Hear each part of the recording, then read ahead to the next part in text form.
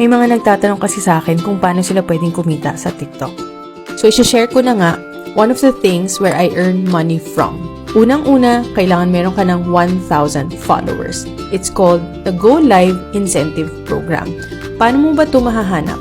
First, go to your profile, click on the 3 bars, katap mo dyan, punta ka sa TikTok Studio. Pag-open mo ng TikTok Studio, hanapin mo sa baba nitong dalawang box, or it could be here sa malaking box, nakasulat Live Incentive Program. If hindi ka pa dyan enrolled, lalabas ang eligibility and then you can join.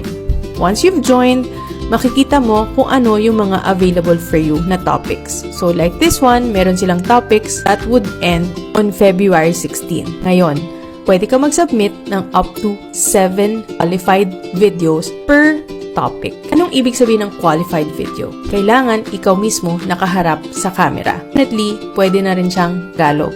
And all you need to do is share your story about your life related to the topic na pipiliin mo. I hope that helps. Kung meron kayong mga questions, feel free to comment them or send me a message. Ano pang hinihintay mo? Gawin mo na yan ngayon. It will just take you 15 to 30 seconds. Huwag mo nang pag-isipan ng matagal. Just do it.